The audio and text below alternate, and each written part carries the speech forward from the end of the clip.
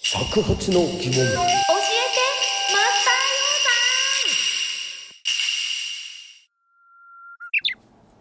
ウさん。皆さんこんにちは。フリーアナウンサーの帯渚です。マスター鷹山です。今回もこのコーナーに行ってみましょう。教えてマスター鷹山。不定期にやってくるこのコーナーでございます。本当にマスター鷹山先生に質問がですね、たくさんお寄せいただいてるんです。はい、皆さんありがとうございます。ありがとうございます。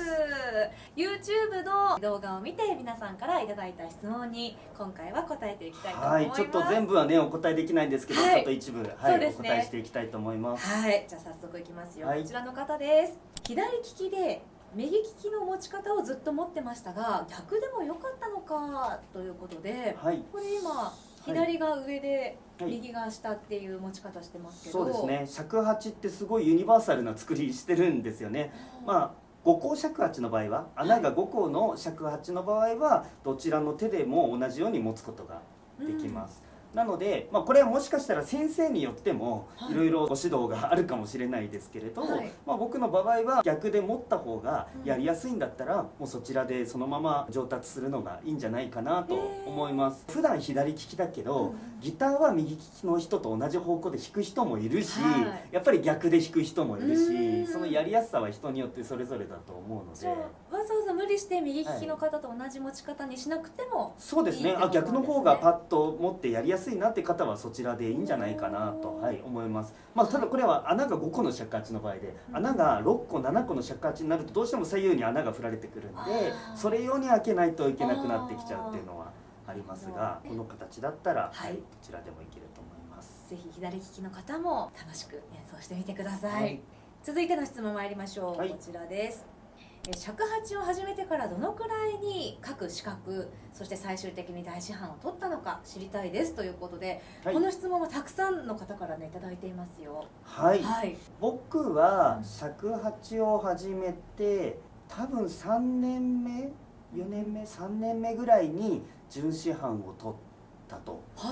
思います。で準師範を取ってから3年間は師範試験が受けられないという登山流内にルールがあって、なのでさらにその3年後なので尺八始めて6年目ぐらいなんですかね、に師範の資格を取りました。その準師範までも中伝奥伝ってあるんですけど、いろいろその間は実は師匠が直接出せるものなので、僕の場合は準師範を受けますっていう時に一気に発行してもらいました。そういうパターンもあるんですね。そうですね、そういうパターンもあるんですけれども、通常であれば順を追ってちょっとずつ取っていくものかなと思いますが、何年経ったら師範が取れるんですかっていうのは、一通り吹けるようになったら試験にチャレンジすることはできると思います。で登山流の場合ですね、師範になることだけが実は目的じゃなくて順位がつくんですね。試験のその点数順に顔写真が並びます。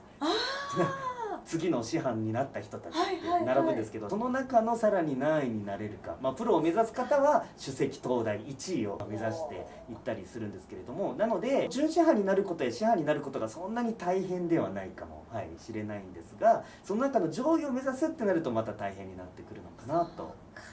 思います。受かればいいっていうものじゃないんですね。またそこから上の戦いというか、そうですね、あるんですね。登山流も毎年東京と京都と他の地方会場何か所かで試験会場ごとに順位を決めるので、正直京都や東京はレベルが高いんですよ。その中で1になるっていうのはまた大変だったりするんですけど、僕は日程の都合で準師範も師範も東京でも京都でもない別の会場で、準師範は富山で師範は福岡で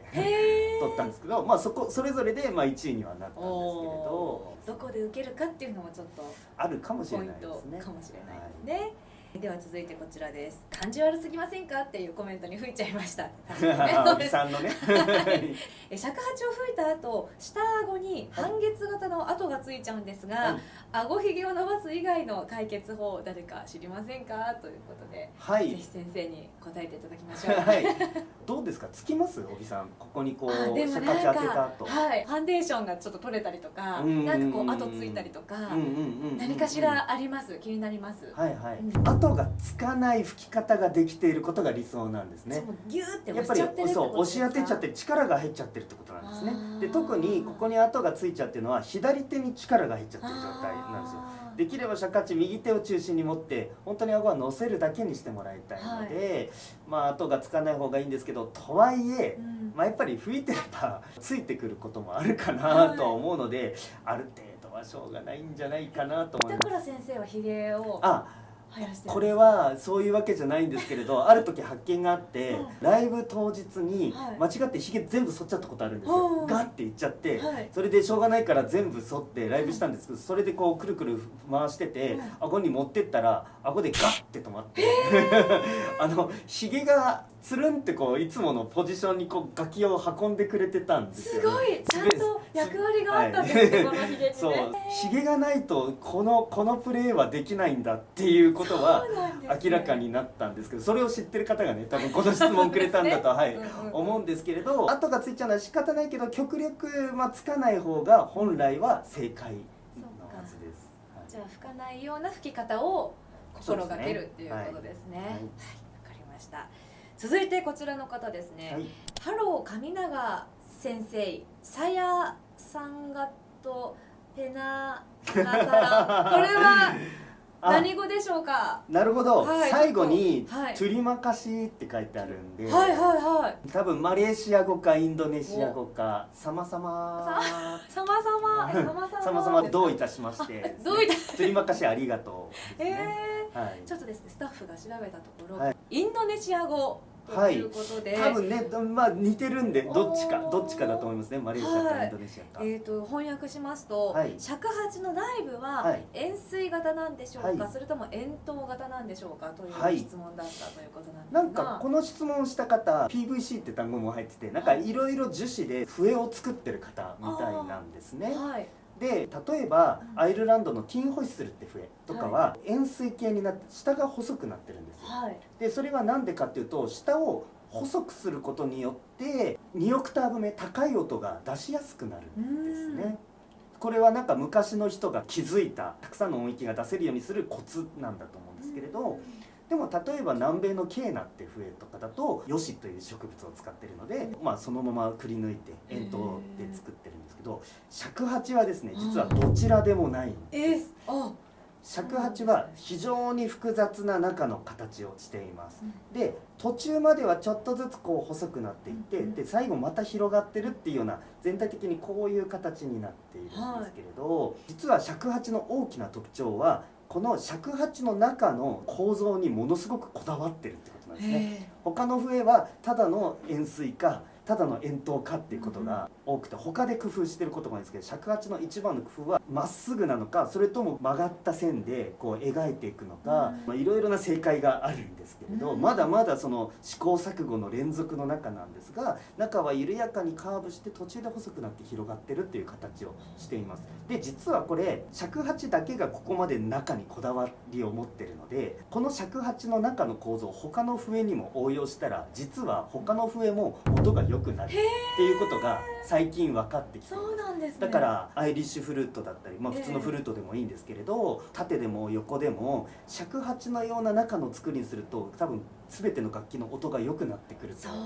思うので、ぜひこの質問をしていただいた方、いろんな笛をこう作られてるなれば、その尺八の中の構図ちょっと研究して他の楽器にも応用してみると面白いかもしれないです。はい、ありがとうございます。尺八たくさんね質問いただいた中からほんの一部しか答えていただけなかったので、また不定期に訪れるこのコーナーですから、その時をお楽しみに。なんかすごい面白い質問がそうですね、多いですね。やっぱり皆さんなんかすごい尺八のことも調べてるし、